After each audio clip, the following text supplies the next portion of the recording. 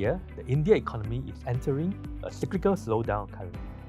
The structural drivers of global companies looking to realign supply chain, shift manufacturing to India, and also the industrial build-up of India remain relevant themes in the longer run.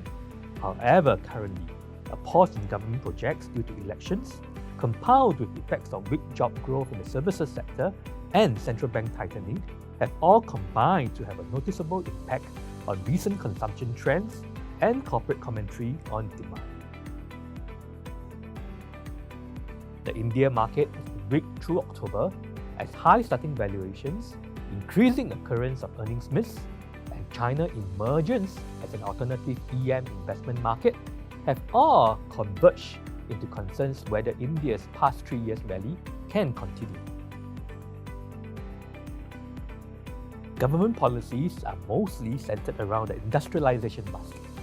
Broadly speaking, there's been a wide range of incentives to encourage the migration of supply chain functions from various industries into India.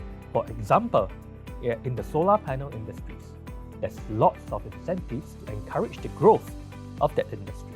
Likewise, in trying to attract the semiconductor industry to support lots of electronic manufacturing in India, it is happening. Third sector that is happening is the automotive supply chain. Fourth sector that's happening is the pharmaceutical sector. There are various sectors that are benefiting from a range of tax incentives. The investment opportunities in India are mostly in industrials and shifting consumption trends. Within industrial, the key themes are defense indigenization, an urgent need to build power connectivity and capacity, train infrastructure. There is also a theme of domestic manufacturing and a theme of growing exports. Various capital goods and building materials play into this theme. These include names from industrial, pharma, auto components, and materials companies.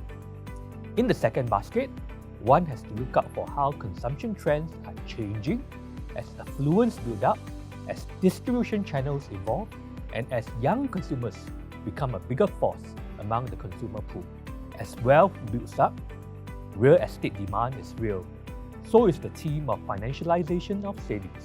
One can look for ideas in these baskets. Well, for India, the structural story is fine. The biggest challenge that the India market faces is valuations.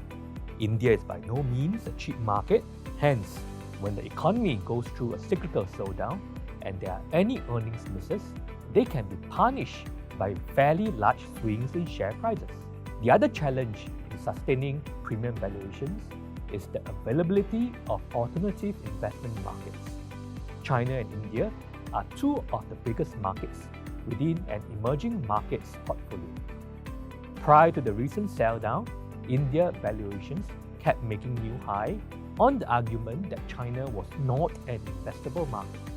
The perception is now being challenged on account of China low valuations and the fact that the central government in China is resolving to tackle all that is ailing China. Whether China will emerge as an alternative investment location is perhaps the most important external factor to India's market performance. Else, India is a fairly domestic-driven market and is less affected by factors such as global interest rates and US elections.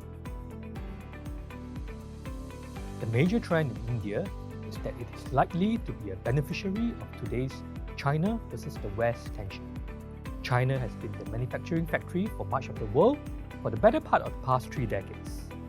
As the Western world look to prepare for contingencies in event of conflicts between the West and China, a few things are happening. 1. Companies are diversifying their manufacturing locations out of China. This is to minimize supply chain restrictions should there be access barrier. 2. In critical products such as medicine, electronic chips, solar panels, defense equipment, countries are looking for non-Chinese manufacturing partners. The willingness to approve technology transfer to Indian entities and the intent to buy in volume helps this industry build up expertise and skill. Thirdly, for intermediate products such as specialty chemicals and industrial components, carbon reduction targets in China and Europe, partly helps to shift the production to India. Lastly, the availability of engineers and pharma research headcount in India also helps to shift some of these activities to India. The key takeaway for an India investment decision is that there are multiple developments within India that can enable the India equity story to be one of the structural stories of the coming decade. To put things in perspective, India has given 14% compounded returns over the last 20 years when China was emerging as a manufacturing powerhouse and India was nowhere in sight. We see enough catalysts for India to still repeat that in the next 20.